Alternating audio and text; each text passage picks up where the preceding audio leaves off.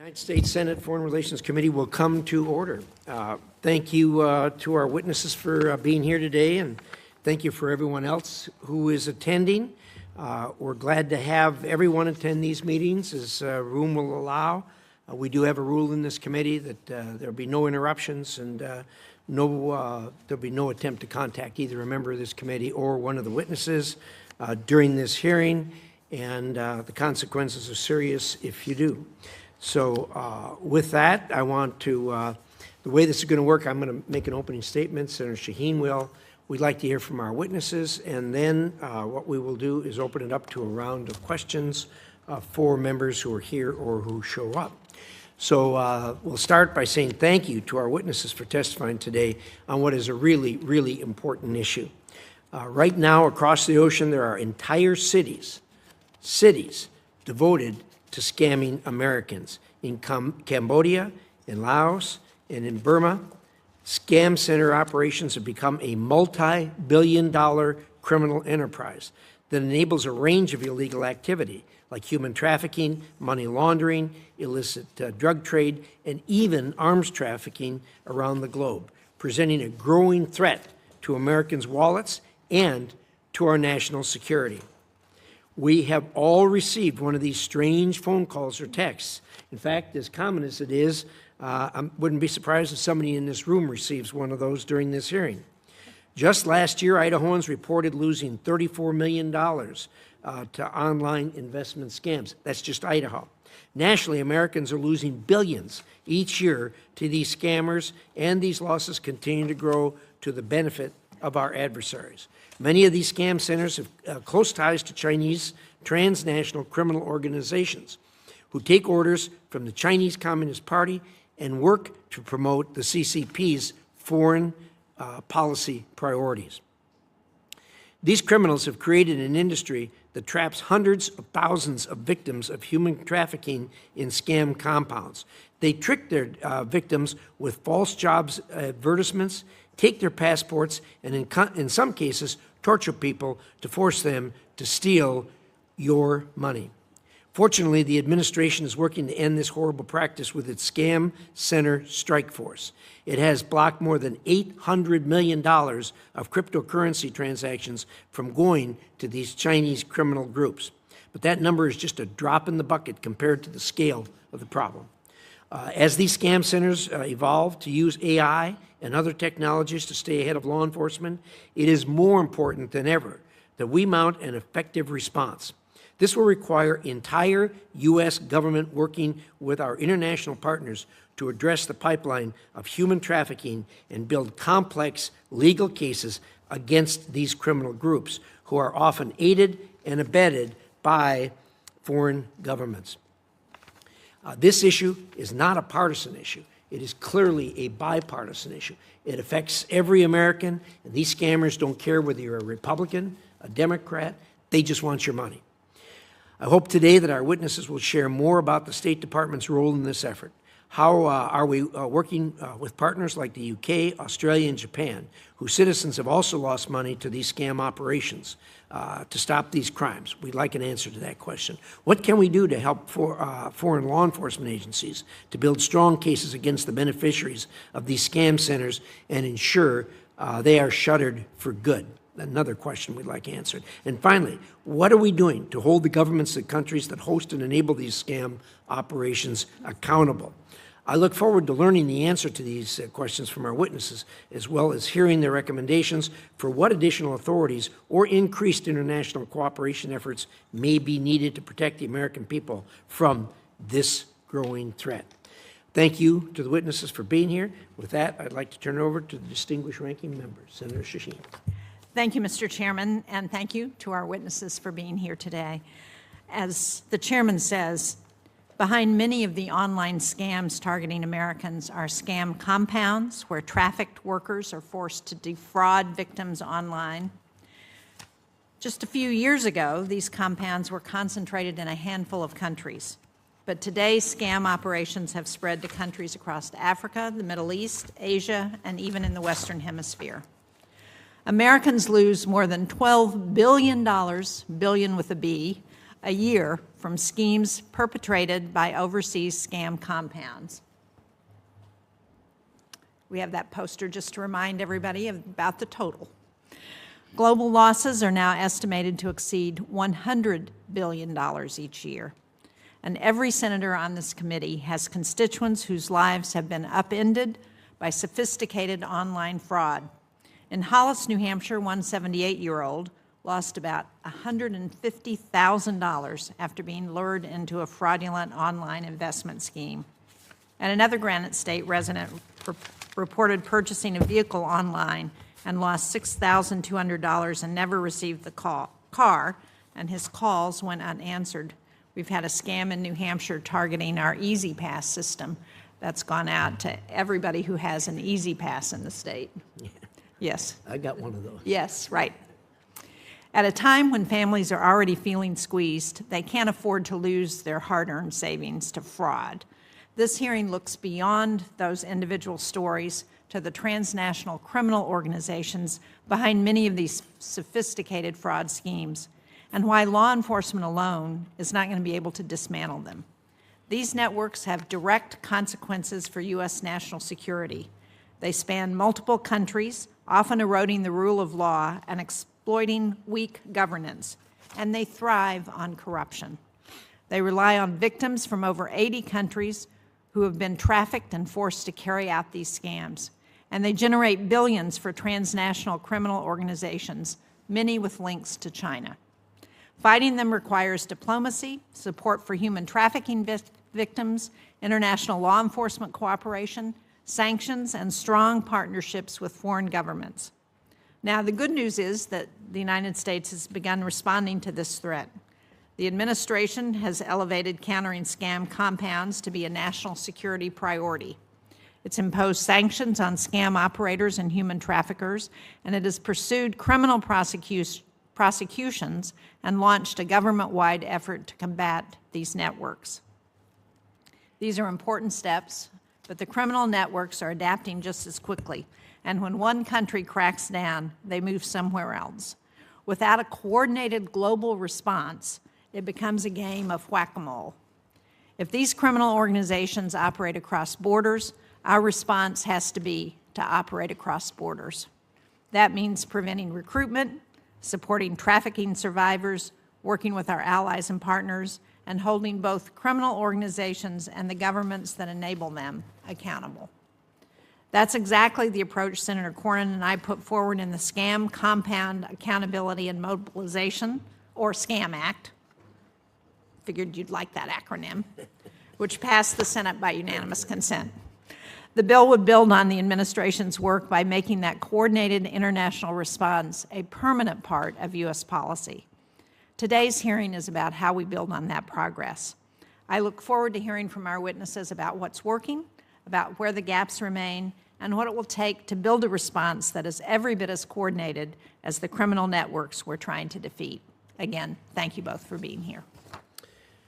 Senator Shaheen, thank you for those remarks. We're fortunate to have two people from the State Department, Assistant Secretary. First of all, Michael DeSambre, who's Assistant Secretary for Bureau of East Asian and Pacific Affairs. Thank you for coming. We also have David Bedard, who's a Deputy Assistant Secretary, and he's with the Bureau of International Narcotics and Law Enforcement Affairs, also from the State Department. So if you would give us the benefit of what you think we should know, gentlemen. We'll start with you, Mr. DeSambre, and then we'll go to Mr. Bedard. Give us your thoughts, and then we'll open it to questions from the committee. So, Mr. DeSambre, the floor is yours. Chairman Risch, Ranking Member Shaheen, and distinguished members of the committee, thank you for the opportunity to testify on protecting Americans from global scam operations and how the department is countering criminal online scams in the East Asia and Pacific region. In Burma, Cambodia, and Laos, criminal scam operations have reached an unprecedented industrialized scale. What began as isolated fraud rings have become a sprawling illicit economy, operating from compounds staffed by professionalized and sometimes coerced workforce. Credible sources report that hundreds of thousands of individuals from dozens of countries are trafficked into these operations across these three countries alone. This is an industry with its own infrastructure, labor force, and supply chains. Experts agree that Chinese-origin transnational criminal organizations are the major force driving the scam economy, with the vast majority of operations led and managed by Chinese nationals. Americans have become significant targets. As Senator Shaheen just indicated, initial 2025 estimates placed reported losses from Southeast Asia-based scam groups at $12.5 billion US, a conservative figure. As our analysis nears completion, we anticipate actual losses to be significantly higher.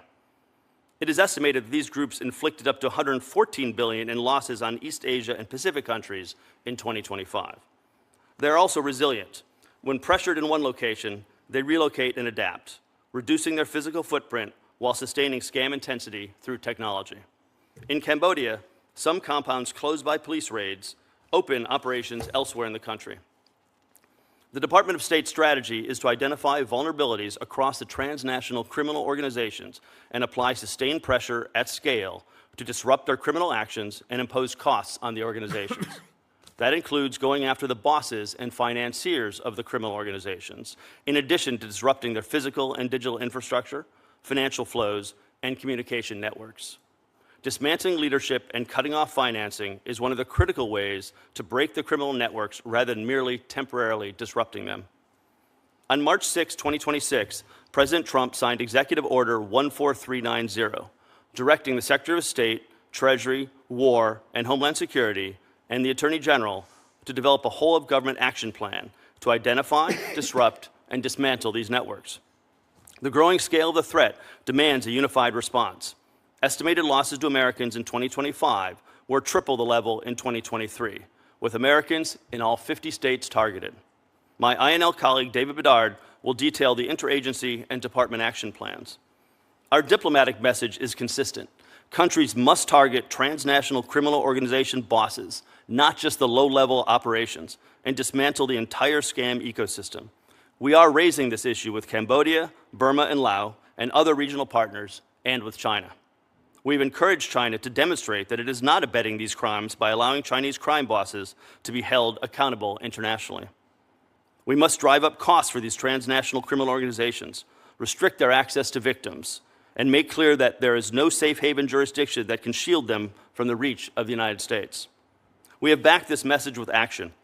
On July 23rd, Secretary Rubio announced a visa restriction policy targeting individuals involved in cybercrime and cyber-enabled crime, and we intend to use it. In 2025, a Section 311 rule cut off Huion Group's access to US dollar accounts. Sanctions and US law enforcement action against the Prince Group helped trigger an international takedown of the organization, its CEO, Chun Ji, and over 140 affiliates. Chun Ji was also the target of a DOJ indictment and the forfeiture of approximately $15 billion in cryptocurrency, the largest such forfeiture in history. On April 23rd, Treasury sanctioned Cambodian Senator Kok An and 28 individuals and entities in his scam network. And on April 2026, DOJ's Scam Center Strike Force charged 2 Chinese nationals tied to a Burma-based scam center targeting Americans and froze over $700 million in cryptocurrency. In April, in partnership with INL, I led the launch of a 13-country coalition of our allies and partners most affected by the threat and capable of acting against it. The Counter Scams Contact Group includes Australia, Canada, Indonesia, Japan, Malaysia, New Zealand, the Philippines, the Republic of Korea, Singapore, Thailand, the United Kingdom, and Vietnam. We are using this group to collectively raise the cost on scam groups through law enforcement action, asset seizures, financial sanctions, diplomatic pressure, and information sharing, while reaffirming U.S. leadership in the region. The threat originates abroad, but endangers tens of thousands of Americans nationwide. I credit the committee for elevating attention on this fight, including through the Bipartisan Scam Act. As part of the administration's whole-of-government effort, the Department of State will continue to do all we can, including in East Asia and the Pacific, to drive up the costs on these criminal scam groups and drive down the harm to Americans. Thank you, and I welcome your questions. Thank you very much. We appreciate that. Mr. Bedard, tell us what we need to know. Chairman Risch, and thank you, Ranking Member Shaheen, and distinguished members of the committee. Thank you for the opportunity to testify on behalf of the Department of State and our work to protect American citizens from criminal online scams. U.S. losses are staggering, but the true cost is not in dollars alone. Behind every statistic is a human story, as each of you both rightly pointed out. And those are the people that we do this work for. While Burma, Cambodia, and Laos remain the epicenter, operations are expanding across South Asia, Africa, into the Western Hemisphere and beyond. Global money laundering and human trafficking networks compound the problem. along with inadequate screening of trafficking victims and criminals exporting the tradecraft on a global scale. As countries crack down, scammers are diversifying beyond large industrial-scale compounds into smaller, decentralized operations in hotels and residential areas, making them harder for law enforcement to detect. Chinese origin transnational criminal organizations drive the Southeast Asian scam economy. They operate as loosely affiliated businesses, and many are polycriminal, running scams, trafficking drugs and people, and offering cybercrime as a service. These organizations operate in layers. There's a leadership tier that colludes with government officials, a management tier running day-to-day operations, and scam workers, many of them trafficking victims, others that are willing participants. Across every layer sit the facilitators, the complicit officials, the lawyers, the accountants, the bankers, the crypto converters who keep this illicit economy running. These networks exploit a persistent vulnerability. Criminal operations are borderless, but law enforcement's not. They base themselves in jurisdictions with weak legal frameworks and limited technical capacity, betting that fragmented responses cannot keep pace. In March, President Trump signed Executive Order 14390, combating cybercrime, fraud, and predatory schemes against American citizens, and directed the Secretary of State to demand enforcement action from foreign governments. The State Department is coordinating with the National Security Council and the Homeland Security Council on an international approach built around 4 lines of effort. First, a global diplomatic campaign pressing key countries to act through high-level démarches, joint statements, and coordinated action. Our regional bureaus, such as the one Assistant Secretary DeSambre leads diplomatic engagement with foreign capitals to build political will, while INL engages the Ministries of Interior, Public Security, and Justice, and the law enforcement agencies that do the operational work. We also work multilaterally to raise international standards and align partners with a common approach. INL led the adoption of the first ever UN resolution on combating cyber fraud, which was co-sponsored with Japan and the United Kingdom. Second, imposing costs on the transnational criminal organizations and their enablers and the complicit officials who give them safe haven. Our tools include visa restrictions, support for asset seizures, extradition requests, and targeted sanctions to deny these networks the resources and to drive them to change their behavior. On July 23rd, Secretary Rubio announced new visa restriction policy targeting cyber criminals, in particular those engaged in cyber scams and sextortion. Third, operational law enforcement cooperation. We cannot arrest our way out of this from Washington, D.C. We rely on foreign law enforcement. Where warranted, INL provides training and equipment so foreign partners can investigate these enterprises and their financial flows in cooperation with U.S. law enforcement. Thailand is a strong example. Following the evacuation of thousands of scam workers from compounds in Burma, INL funded FBI deployments to embed agents with the Royal Thai Police in the Anti-Cyber Scam Center, giving U.S. law enforcement its first ever opportunity to interview individuals coming directly out of scam compounds. Those interviews and evidence transformed our understanding of scam compound leadership, their operations, and their tradecraft. FBI and Thai personnel used INL-funded digital forensics tools to examine more than 8,000 phones and 1,500 hard drives. That work has supported multiple federal indictments and arrests targeting scam leaders and facilitators.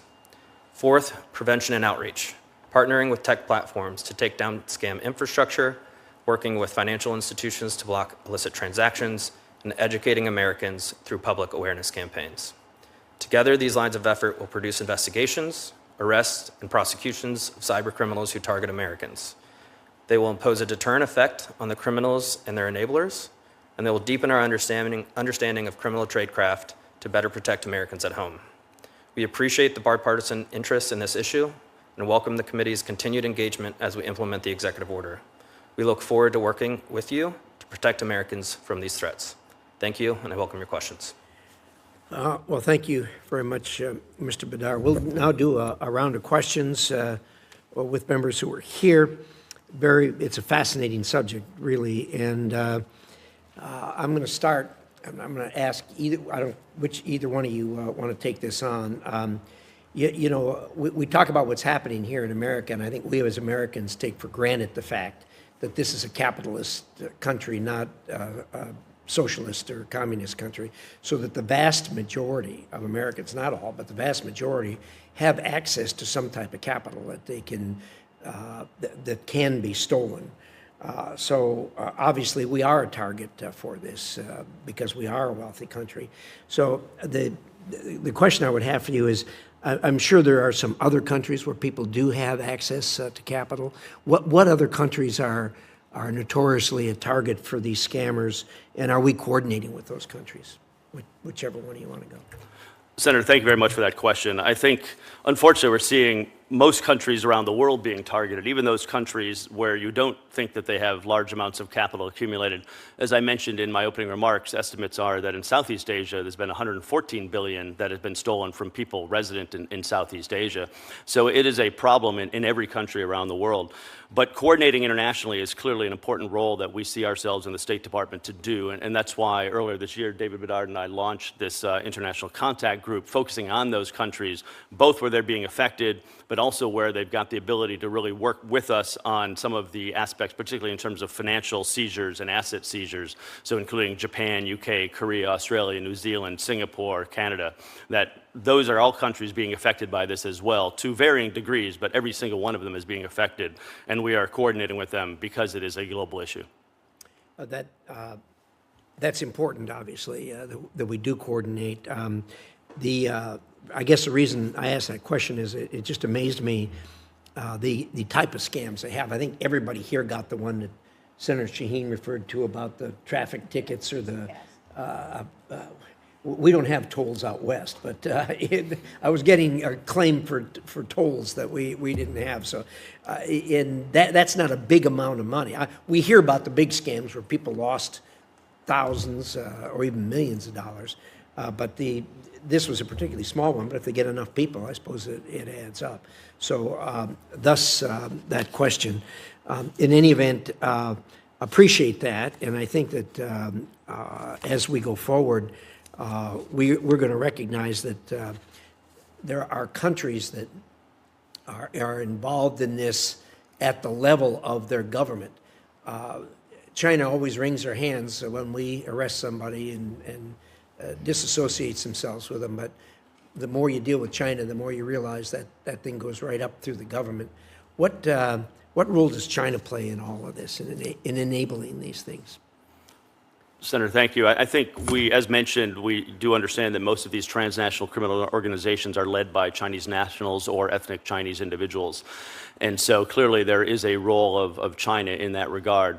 Many of those are actually located outside of China, though. So whether it's in Cambodia, Burma, or Laos, there's Chinese nationals or ethnic Chinese individuals running those transnational criminal organizations. But you're absolutely correct that corruption as part of these countries, whether it's in Cambodia, Burma, Laos, others, is clearly one of the challenges. And the involvement of government is something we're very focused on and trying to ensure that we work with those governments to let them understand that there will be ramifications to the extent that they're corruptly involved in targeting American citizens. So let's talk about the ramifications. What programs have you used that you have found most effective in combating what's going on, both from a preventative nature and remedial nature? Sure. Maybe I'll talk briefly, and then I'll turn it over to Das Bedard to speak about some of the law enforcement cooperation.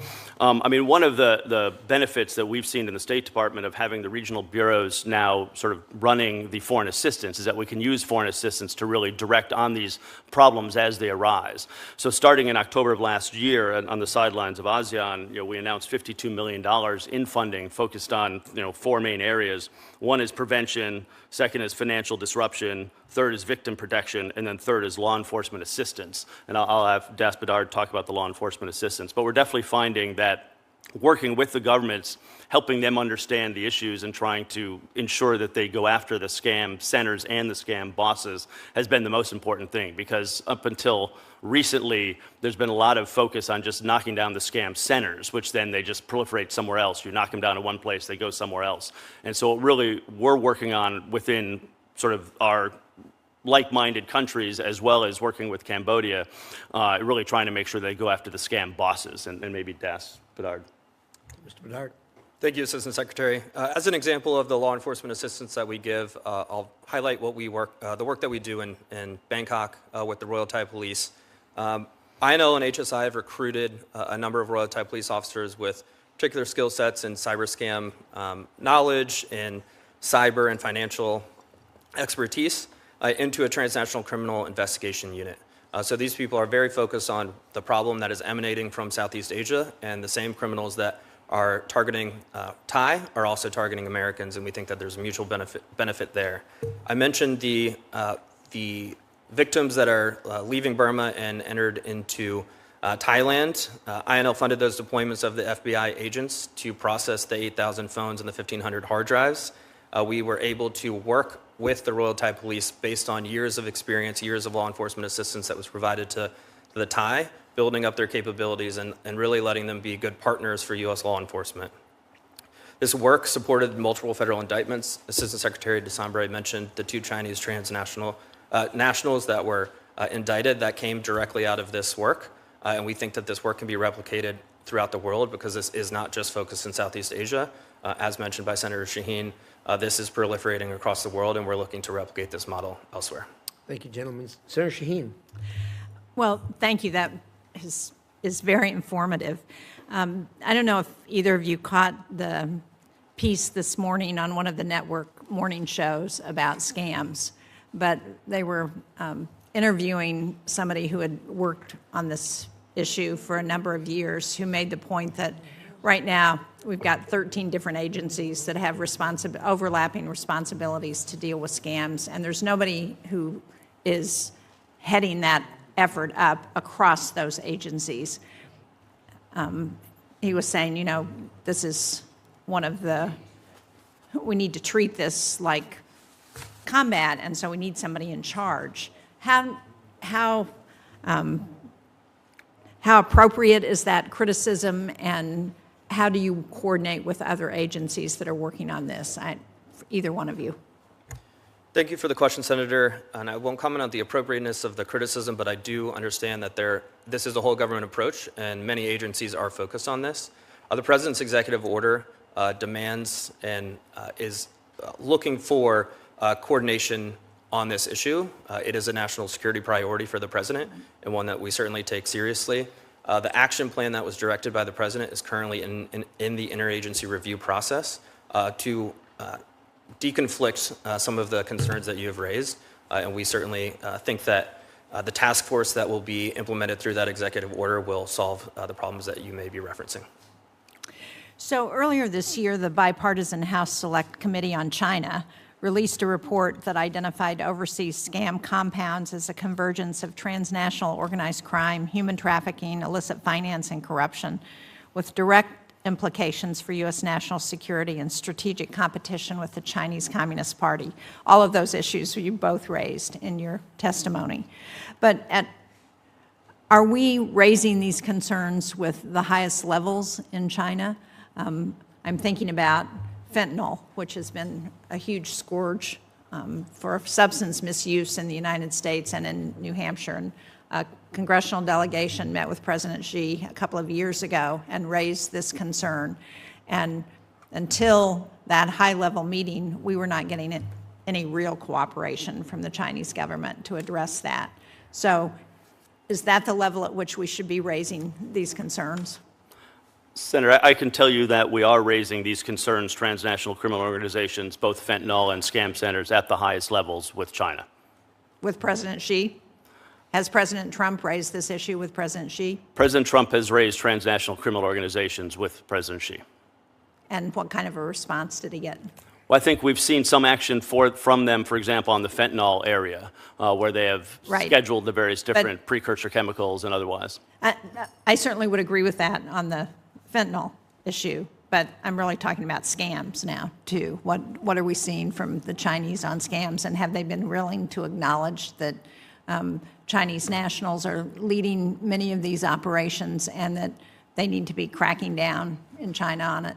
We have been seeing in the last 6 months, greater crackdown, by the Chinese in various different countries. So I think actually you've seen in Cambodia a lot of the, crackdowns over the last 6 months, which have actually been, to some degree very successful in decreasing the amount of scam compounds in Cambodia.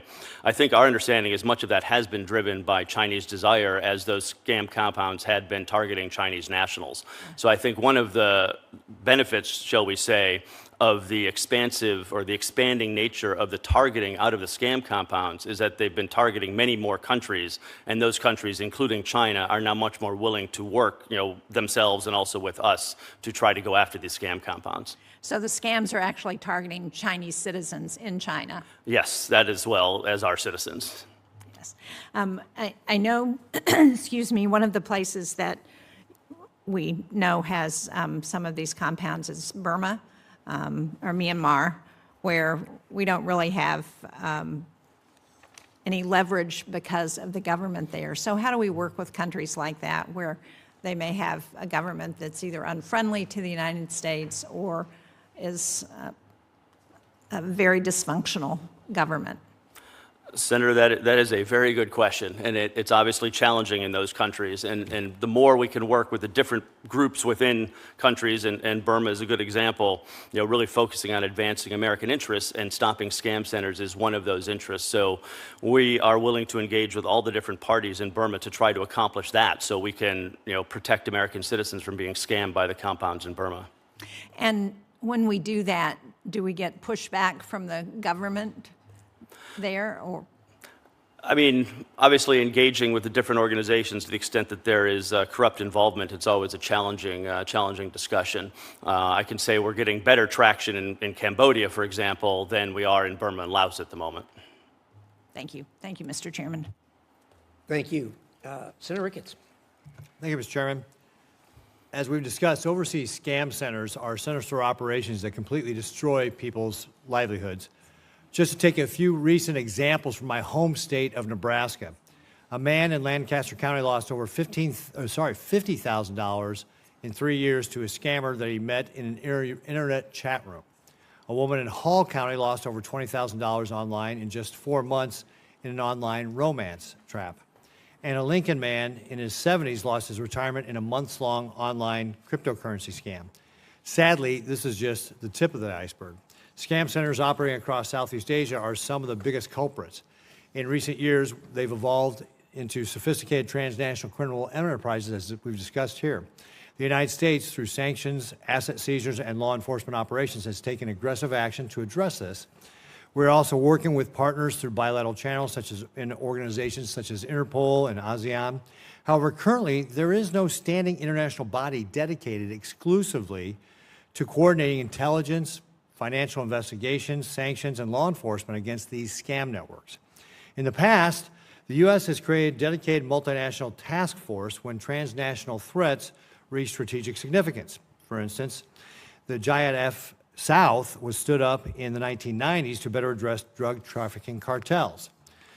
Mr. Bedard, given that today's scam center networks are similarly transnational, combining cybercrime, human trafficking, money laundering, and cryptocurrency, has the threat reached the point that we should establish a comparable multinational coordination mechanism? Thank you for the question, Senator. This is certainly an issue, and one that domestically in the executive order, the President is directing us to create a task force to address this. Through that, there's an international plan, and we will certainly work with our international partners to share intelligence and address this transnational crime, as you mentioned. I will say the work that we're doing with Interpol, we think that there are very productive channels for us to work through. Interpol is standing up a global task force themselves, and we will do what we can to support that task force rather than create duplicative task forces. We see other countries that are working on this problem doing that, and we have some concerns and want to make sure that it is truly multinational and we fit in where the preponderance of the countries that are concerned about this are working. So what would be the biggest advantages of forming these coalitions? The biggest advantage is certainly intelligence sharing. I think the challenge that we have a 13-country contact group, and working with each of those countries that have different regulations, that have different authorities, and having a task force allows each of those countries to bring their comparative advantage to this fight so that we can take this fight to these perpetrators wherever they are. Over the past few years, Beijing has devoted significant resources to dismantling scam centers that target Chinese citizens. We just discussed that. However, this selective enforcement has increasingly put Americans and other foreigners in the crosshairs of Chinese scam center operators. As evidence of this, in 2024, Communist China reported a 30% decrease in money lost to online scams, while the United States witnessed a 40% increase. Many of these criminals have been repatriated from scam centers in Southeast Asia back to Communist China and released from prison. They have now set up smaller scam networks within Communist China itself, and they are exclusively targeting foreigners. This shift is due to a lack of enforcement by the Communist Chinese officials when victims are overseas. Assistant Secretary DeSambre, to what extent do you believe Communist China's current enforcement posture is encouraging scam operators to shift their focus from Chinese victims to Americans or other foreign nationals? Senator, thank you very much for that question. We've definitely seen the pressure that China puts on countries like Cambodia to extradite back to China the various scam bosses that are caught within their network. And we're really working very closely with our international contact group that we mentioned to try to focus on putting diplomatic pressure on these countries not to deport them back to China, but to give us access to those individuals to make sure intelligence is gathered so that we can actually ensure that we can go after all the scam bosses and make sure they aren't sent back to China and able to continue to operate against American citizens. What about the idea that China is selectively enforcing the law on these scam operators that are targeting Chinese citizens but not really worrying about Americans or other foreigners? I don't have any specific information on that, Senator. It wouldn't surprise me if that were to be the case. When they are sent back to China, we don't have great transparency as to what happens to them. Some of them may be, incarcerated, and others may not. We don't have that transparency. Are there additional steps that we can be taking to make sure that Beijing prosecutes fraud against foreigners and American citizens, as opposed to just fraud on Chinese citizens? Well, definitely. It is a topic that we discuss with China and will continue discussing with China. Understand that there's been various efforts on the FBI to work with Chinese MPS as well, and I presume they're talking to them about those topics. Great. Thank you, Mr. Chairman. Thank you. Senator Kane. Mr. Chair, thank you for holding this hearing. It's really important, and hearing, whether it's Idaho residents losing $43 million in a year, or Senator Ricketts talking about his constituents, or Senator Shaheen with $12 million annually. I mean, this is infuriating. It is absolutely infuriating. Many of us are on either the Armed Service or the Intel Committee, and a number of years ago, as we were hearing about cyber attacks from adversaries against the United States, an interesting pattern was sort of becoming manifest, which is often cyber attacks from Russia were against defense or critical infrastructure, but cyber attacks originating from China were just sucking up consumer information, a medical device manufacturer or the OPM, or there might be a consumer company with a lot of U.S. customer data, and that was the subject of cyber attack. And now we see why the strategy of sucking up American consumer data was something that China was focused on a number of years ago, as these attacks, go after people who have easy passes or who have other kinds of consumer information that has been reached through these just really outrageous activities. One of the things that I want to talk to, because every time I hear one of these stories, it really makes me angry, is if you're watching this hearing, or if you have somebody who knows about this hearing, maybe you want to know whether something's a scam. And the government has resources to try to help you figure it out. Let me just give you one example. The U.S. Senate Select Committee on Aging, chaired by Senator Scott and Senator Gillibrand, is the ranking member, has a fraud hotline specifically designed to help you figure out whether something is a scam. And it's manned Monday to Friday from 9 to 5 Eastern Time. And the phone number on that hotline is 855-303-9470. You can just go online and say Senate Committee on Aging, and there's a lot of fraud resources on that website. There's a hotline, there's information from the CFPB, from the FTC, from the Department of Justice Criminal Division. So if you're worrying about, if you even have an inkling that something might be a scam, there are people who can help you figure it out. So let me ask to our witnesses, are there other resources that you would suggest? I've given the Senate Committee on Aging website and hotline, which refers you to other resources within the federal family, but are there other resources that you would suggest if anybody's got an inkling they're being defrauded, where they can go for help? Senator, obviously, as you indicate, this is a huge issue, and we are laser focused on protecting Americans all over the world and from activities all over the world. We in the State Department are focused, obviously, on countries outside the United States, and so what we're doing actually outside the United States is very much in line with those programs in the United States, is trying to help educate people on how to avoid being scammed. And that process has been going on for a long time. We've actually been pivoting more recently to really focusing on the enforcement and coordination with INL and others on the law enforcement, because unfortunately, as much as we try to prevent people to be victims of the crimes, it seems to continue. And so we really need to go after the bosses, which is really what we're trying to do. And those who are perpetrating fraud get more and more sophisticated. They can use AI tools. They can, generate voices that sound similar to voices that people might be familiar with. So the sophistication level is increasing. I very much appreciate the work that y'all are doing on the enforcement side. There's just so much more, I think, education we can do on our side to give people tips about what to avoid, but also, if you have an inkling, here's a place you can go and try to get some help.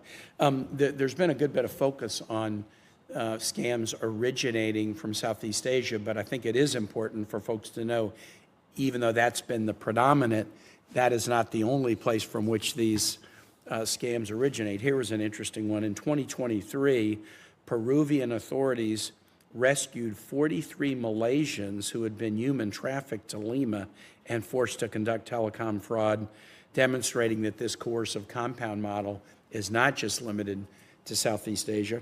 The Justice Department in July 2026, just recently in a very laudable way, announced guilty pleas in a sophisticated call center operation that was based in the Dominican Republic, which had defrauded more than 400 American seniors of more than $5 million. The average age of those defrauded was 84 years old. So this is a model that might have, spawned in Southeast Asia, but now it's there are other parts of the world we've got to pay attention to as well. Could you talk a little bit about activities in the Western Hemisphere? That'll be my last question. Senator Kaine, thank you very much for raising your concerns. This is certainly a threat that is expanding globally. As Senator Ricketts mentioned, romance scams are out of West Africa, Nigeria, Cote d'Ivoire, sextortion as well. We have Indian call center scams. There's Jamaican lottery scams. There's cartel timeshare scams. It's certainly proliferating, and the concern, as you mentioned, is that the tradecraft that these Chinese transnational criminal organizations are using in Southeast Asia is being exported around the globe. We've had concerns from Sri Lanka as well about scam centers rising there. INL has a global footprint, and we certainly want to address this concern where it's predominantly affecting Americans in Southeast Asia, but also getting ahead of the concerns as it expands globally. And Mr. Chair, as I hand it back to you, here's what we ought to worry about, that this will just multiply, because imagine you're a criminal group and you just want to make money. Okay, let's say if I sell drugs, I've got to buy them, I got to have arms, I got to move them, I got to have boats. Some of my people are going to get killed. If you're doing human trafficking, that's hard. But to go online and just rip people off, I mean, the costs of investment up front are very, very low. The risks are much lower than in other kinds of criminal activity. And so that will probably push more of these criminal groups even more into these. So I have a feeling, I'm really glad we're doing this hearing today. I think this is a problem that's going to grow in a real geometric way. I think that's a really good observation. I mean, all of these people, they're in it for money. And what's the easiest way to get money? What's the safest way to get money? And this certainly is ahead of these other more kinetic type of things that you're talking about. Senator Merkley. Thank you both very much for being so engaged in this topic, and I appreciate this hearing. There's so many. I'm thinking about an Oregon citizen in Roseburg who was caught in an online gold investment scam, and then went to a recovery service, which also turned out to be a scam, so was double scammed. I was just looking up that organization on the internet, Online Justice. It now goes to a blank page, but it's easy to reinvent such a firm overnight with a new name and a different website. And that individual in Roseburg lost $145,000. An individual in Portland who was contacted by a celebrity imposter, and that celebrity imposter said that they were opening an acting school in New York. and the person was convinced that was a worthy thing to do and invested $100,000. Of course, it disappeared. There are so many different strategies, people posing as financial advisors, doing the long scams of building online relationships, romantic relationships, individuals posing as representatives of their bank, and so on and so forth. So I think about all of that. I'm so glad we're doing everything we can internationally. I want to say a special thank you to the individuals who have been taken into these environments as international workers, like a Ugandan who was recruited, spent 7 months in a Miramar compound, eventually escaped, but was willing to share the story about what happened inside. And another individual from Cambodia who was again given a job offer, thought it was legitimate, line of work, but was also caught in that web of a military compound where they couldn't escape and they had to pose. But here's the thing I'm thinking about, which is a couple things. One, that a lot of individuals still don't transfer their money into crypto online. They go to these crypto ATMs. And we've heard reports that more than a majority of the transactions of those crypto ATMs involve scams. Is that a piece of the puzzle that you all have been looking at? Thank you for the question, Senator. I have had conversations with my United Kingdom counterparts, and they've mentioned a similar concern about crypto ATMs. I certainly think that we can get the U.S. interagency and the domestic law enforcement in contact with those counterparts in the United Kingdom to address this problem. It's not something that INL is focused on in our work internationally. Okay. But it really is relevant to Americans being scammed, because before, the scams generally worked, you went to your bank and you did a wire transfer, and banks were like, oh, wait a minute, we have a good relationship with you, we just want to talk to you for a minute, are you sure that you want to be able to transfer money to this location overseas, because we want to make sure people are not caught in scams. But when you go to a crypto ATM, there's nobody there to say, oh, wait a minute, we just want to we are your champion, we are your supporter, we want to make sure you're not caught in a scam. So that's a key piece of the puzzle. I would encourage attention to it. And a second piece is that this is rapidly evolving. One of the individuals who was talking about their role as a scammer was regretful, said it was a man, but he was transformed through software into an attractive female online with a female voice. And that's only one step away from having AI do all the work and no employees needed at all. And that's advancing incredibly quickly. So much of this challenge is education of the American consumer, because whether the scammer, no matter what country they're in, or if it's an AI scammer, created scammer, we're just going to, and they're going to keep shifting and moving from place to place, country to country. And so how much of your all's efforts are in building a much better system for educating American consumers so that regardless of wherever the scammer is, they don't get caught in it? Thank you for the question, Senator. As part of our international approach, prevention and outreach is certainly a big concern of ours. Domestically, I know that the interagency has plans in the Executive Orders Action Plan to address the prevention and outreach and public awareness that happens here. I will tell you that INL's engagement with our foreign law enforcement partners is to train and address the evolving nature of the technology that's used in these scams, so that the law enforcement partners that we're working with can identify those and proceed accordingly with enforcement actions. I think it's an essential part of it, because these are very cheap to set up, very easy to move, very effective, very profitable, all the reasons that it makes it hard to stop it. Stop it here, but it emerges over here. My last point here is I just want to encourage in the upcoming summit on September 24th that you all work with the president and his team to actually elevate this to a major point of discussion with Xi. there's lots of stories about China cracking down on operations that target Chinese, but there's also a lot of Chinese organizations that make a lot of profit that are highly tied into, including the Chinese military. And so it really merits a top-level advocacy in this upcoming summit. Thank you, Senator Merkley. Senator Duckworth. Thank you, Mr. Chairman. I thank you and the ranking member for the topic of today's hearing. Assistant Secretary DeSombre, before I get to my question on scams, since I have you here, I wanted to take a brief moment to draw your attention to the many Americans, including my constituents, known to be detained and under exit bans in the PRC. I appreciate the State Department's long-running collaboration with my office on several of these cases, but I was disappointed that the White House refused to elevate these cases to the highest level during May's Trump-Xi summit. Before President Trump's September meeting with President Xi, I'd like you to provide my office with an update on how the administration is planning to raise these cases, including for my impacted constituents from Illinois, ahead of the next summit. Will you circle back with me and my team on our efforts to bring these Americans home? Senator, obviously the detention and exit bans of American citizens in China and elsewhere is a top priority of the State Department. I commit that we will work with you on trying to elevate those. Thank you. I appreciate it.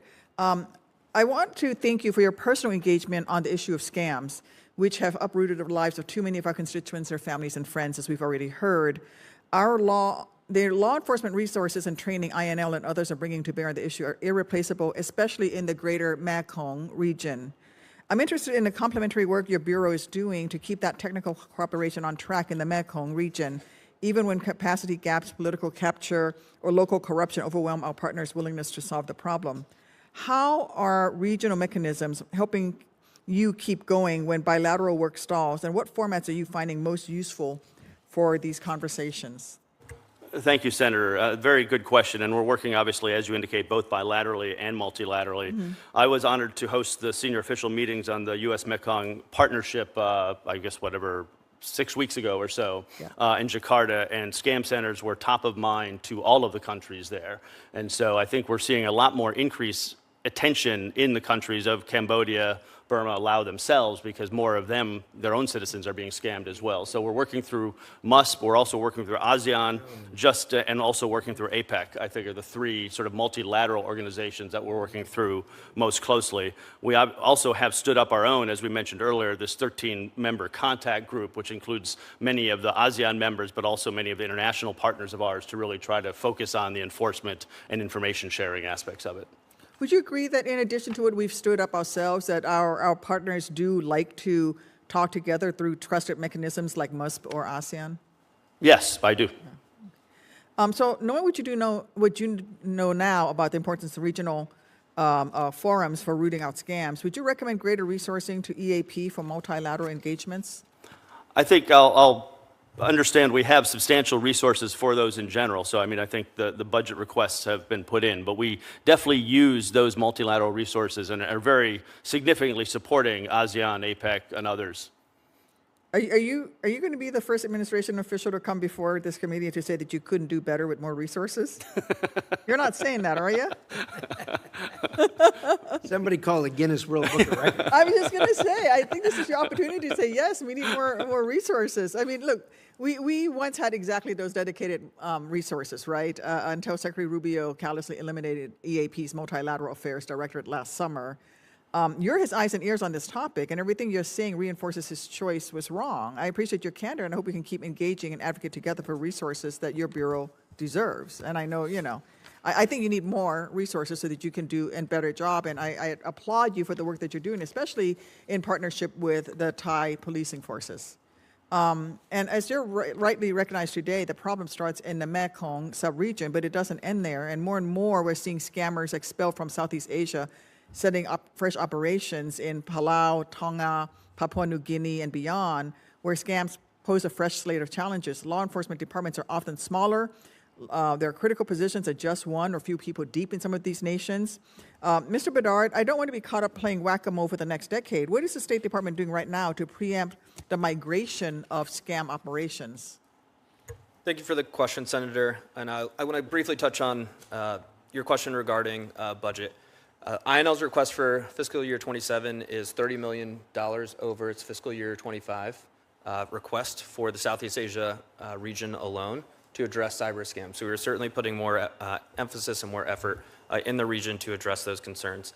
INL has a global budget as well. We are working on this throughout the world. As I mentioned, we have active programs in Southeast Asia, Africa, South Asia, the Western Hemisphere, the Pacific Islands, and the Middle East. We're trying to meet this problem where we find it with the appropriate level of resources to stop the losses to American citizens. But we've lost resources that was going to the Bureau for East Asian and Pacific Affairs, which could be an organization that helps with multilateral directorate relationships, right? Well, I think as I've said before, the change in the structure hasn't affected our ability to execute on the mission within EAP. Can you finish your answer, Mr. on what are you doing to prevent the migration of scammers to other places, especially the PICs? We work with our foreign law enforcement partners across the world.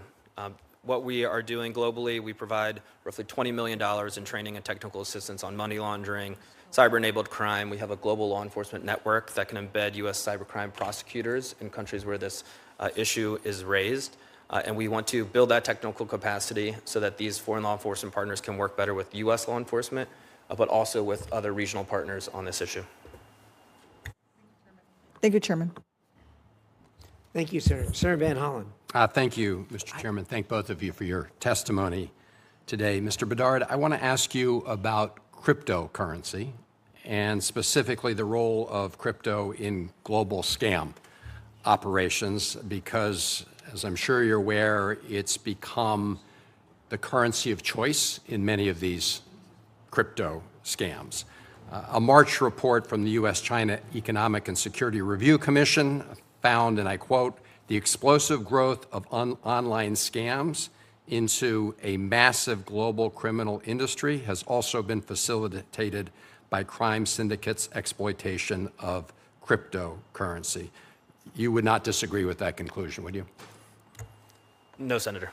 And the FBI's 2025 Internet Crime Report found, and I'm quoting, cyber-enabled crimes defrauded Americans of nearly $21 billion, with cryptocurrency and artificial intelligence-related complaints among the costliest.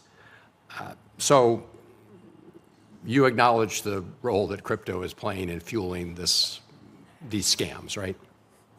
Yes, Senator. And so are you aware of the debate here in the Senate with respect to what's known as the Clarity Act? No, Senator. In my role in INL, I'm not aware. Well, would you agree that anything that made it easier for scammers to use crypto would be a step in the wrong direction? Senator, in my role as in DAS and INL, I would prefer not to comment on the Clarity Act or regulation of crypto. Well, I'm asking this because this is a hearing on scams, and you've acknowledged that cryptocurrency plays a critical role in facilitating scams. And so my question was straightforward. Would you agree that it would be a mistake to make it even easier for scammers to use crypto? Mr. Chairman, I do want to just read an editorial that was in the Wall Street Journal the other day. The headline was "Clarity for Crypto, sort of." And one of the points they make about the current draft of the bill is, and I'm quoting, the bill would also exempt so-called decentralized crypto networks from anti-money laundering and know your customer rules. Would you agree that that would be a mistake to go in that direction? Would you agree that that would make scammers' ability to use crypto easier?